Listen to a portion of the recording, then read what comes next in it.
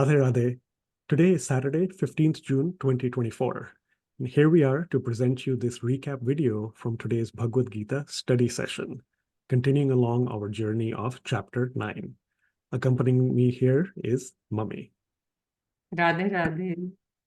You'll see today, after the usual recap quiz, we covered chapter 9, verses 12 and 13. The recap quiz, of course, covered last week's content, which was on chapter 9, verse 11. As always, please take a look at the description for this video and access the free page where you can get these slides and all other important reference material, including the quiz questions for you to keep practicing from. With that, we shall get into chapter 9, verse 12. Moghasha mogh karmano mogh jnana vicetasaha rakshasim asurim chaiva prakritim mohinim shritaha. So chapter 9, verse 12 has a simple catchphrase, bewildered and baffled. Who are those people, or why, or what happens? We'll take a look and see from Sri Krishna's own description that the people are bewildered by the material energy. And therefore, what they do is they embrace demoniac and atheistic views. Therefore, we continue to see the word deluded. In that deluded state, three things are a loss for them. Their hopes for welfare are in vain. Their actions, which are actually fruitive actions, are wasted. And their culture of knowledge is baffled. Swamiji explains in the commentary the different, a few different views that people who are atheists have, and especially with regards to the personal form of God. So we talked at length in class about those who think that God simply cannot descend in the personal form.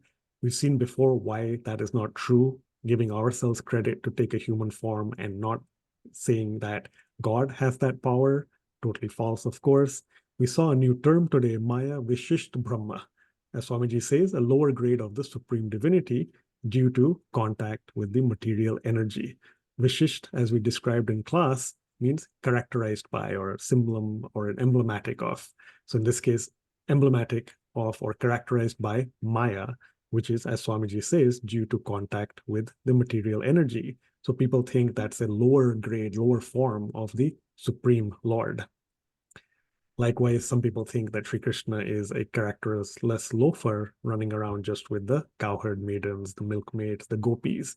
Again, all these are false, as we see in the second paragraph of Swamiji's commentary, because Sri Krishna himself tells us so. And so all these theories are incorrect because people who think that way have their material intellects deluded again by Maya. Further, many of these people tend to then possess demoniac natures, not necessarily like the true demons or rakshasas that we've learned about in our scriptures, but in terms of our nature, our tendencies, our mind's inclinations. And therefore, the loss is that we cannot engage in bhakti towards the personal form of God, because it is exceedingly difficult to engage in devotion to the formless aspect of God.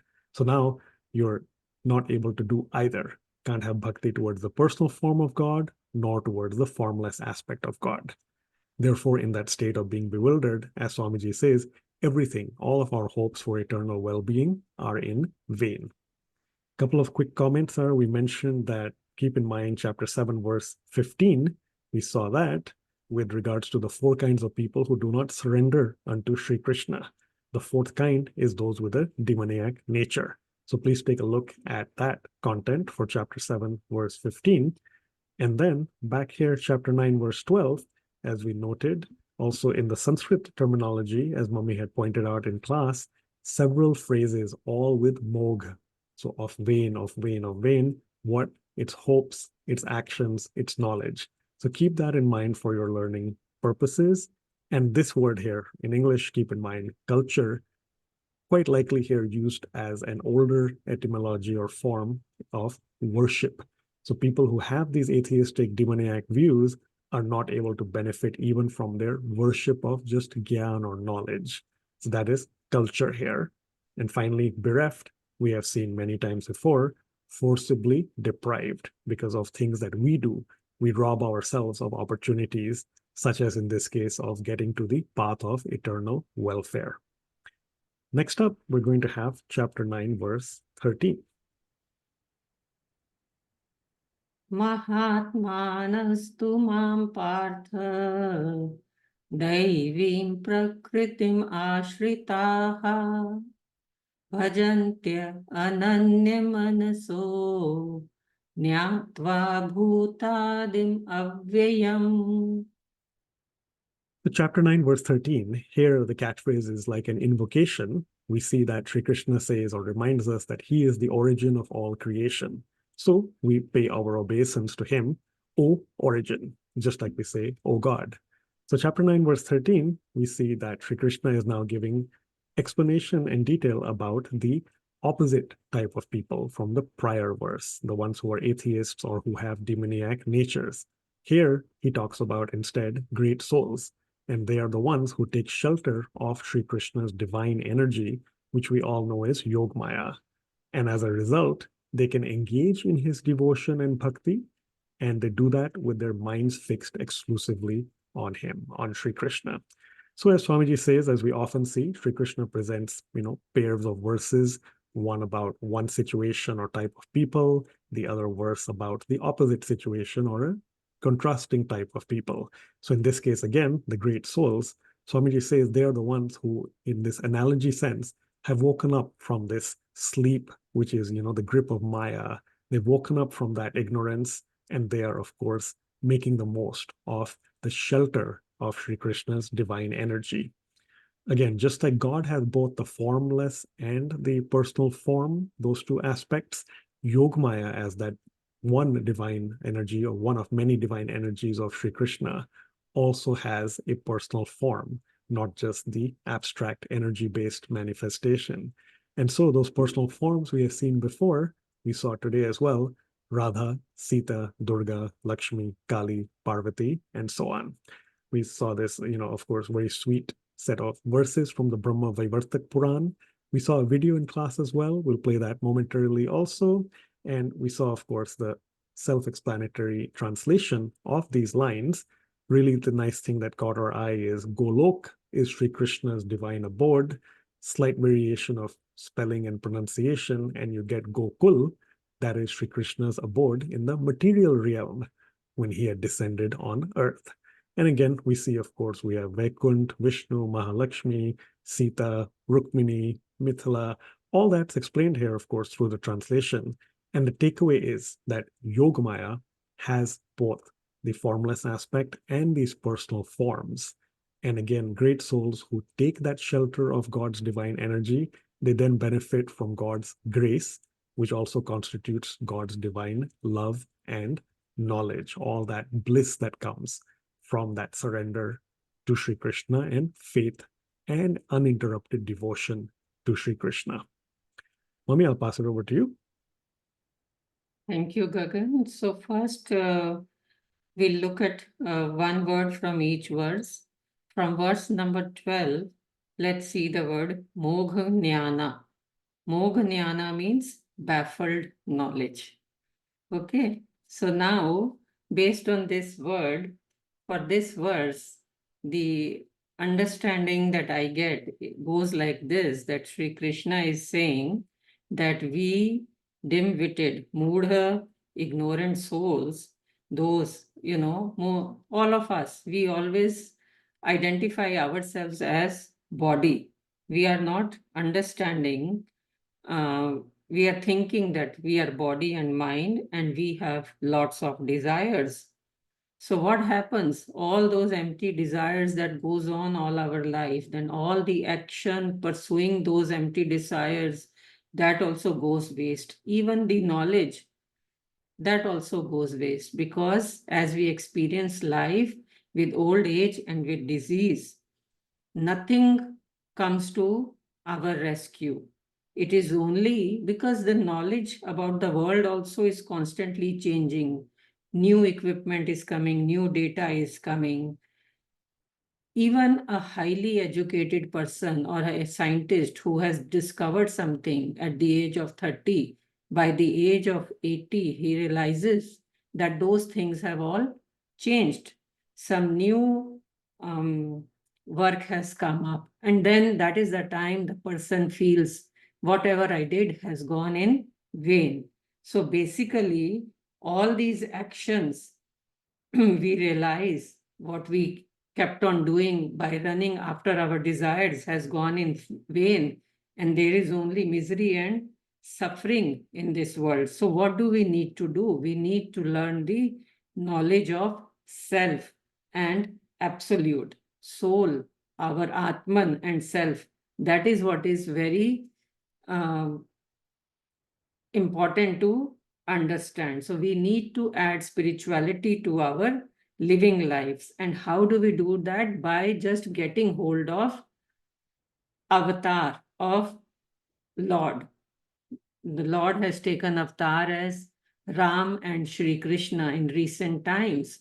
So Ram was Maryada Purushottam, so you can live your life accordingly. Or Krishna was Sola Kala Sampurn. That means he led his life in all ways, even stealing butter, which in our normal lives is not, stealing is not understood as good ethic, or playing or teasing or troubling people, but then taking care of people. So Krishna lived his life as Sola Kala Sampurn. So we can take hold of avatar, make the base of those leelas as the base for our bhakti. And then we can add spirituality to our lives, which will go with us in our next life. For verse number 13, let's look at the word Ananya Manasaha. Ananya Manasaha means with mind fixed exclusively. So Krishna is saying that the great souls, the saints, they have understood that it is Lord Krishna who is the Supreme Lord, and they engage in devotion with their minds exclusively engaged in his devotion. So then those Mahatmas, they can do it automatically. We ignorant souls also, we have to make an effort and surrender entirely to the God, and God will take care. So let's see in this verse, Swamiji has given these beautiful verses from Brahma Vaivartak Puran, where he's talking about the Yog Maya energy of God. We can pray to God in any avatar, whichever we like, and then we pray to the Yog Maya energy, which is Radha, Sita, Lakshmi, because through them only we can reach the Supreme Lord. And these verses go like this: Yatha tvam Radhika Devi Goloke Gokule Tatha Vaikunthe cha Mahalakshmi Bhavati cha Saraswati Kapilasya Priya Kanta Bharate Bharati Sati Dvaravattyamam Mahalakshmi Bhavati Rukmini Sati Tvam Sita Mithilayam Cha Tvachaya Draupadi Sati Ravanena Hrita Tvam Cha Ramasya Kamini. So the great souls who receive divine energy, they become endowed with divine love and engage in uninterrupted, exclusive devotion to the Supreme Lord. Over to you, Gagan. Yeah, thank you, Mummy. And I'll go ahead and show the connection for our flyer. So chapter 9, verse 13, in fact, this one. Hopefully you all saw that prior to class, but you did see in class as well. What do great souls who take shelter of Sri Krishna's divine energy not mind doing? As you saw or see on the top left, they do not mind focusing or fixing their minds exclusively in devotion to God, to Sri Krishna, to Radha. So that's something to note there. And as we mentioned as well, we have that divine energy, of course, coming here. All these are probably each of us souls like, blades of grass, humbler than a blade of grass, for instance. Do keep in mind the tiny homework exercise to find that verse that often talks about this same description. So we look forward to hearing about that one. And finally, we also covered in class quick couple of minutes from a segment of Swamiji's video related to today's content. That's the amazing thing, that God's powers can also take on a personal form. Like, Ganga Devi is a river, right? But Ganga Devi also has the personal form. These Ved mantras are Gyan Shaktis, knowledge energies, but they also have personal forms. They meditated to participate in Krishna Leela. So Yogamaya takes on the forms of Durga, Sita, Radha, Lakshmi, Kali, etc. They are all the personal manifestations of the divine energy. And hence, as the different forms of God are one, likewise the different energies, these Yogamaya Shaktis, they are also one. But the point is that they are all different forms of the one God, right? God is all powerful. He can take as many forms as he likes. And likewise, the Yogamaya Shakti can also take as many forms. So Durga, Sita, Lakshmi, Kali are all different forms of the one God, of the one Yogamaya.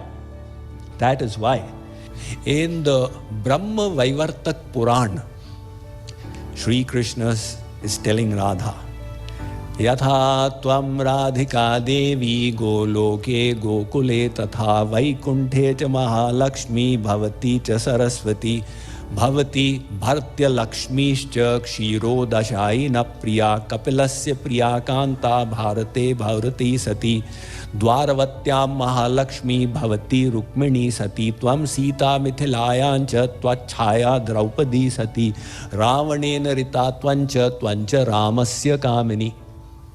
O Sita, O Radha, these are all your different forms.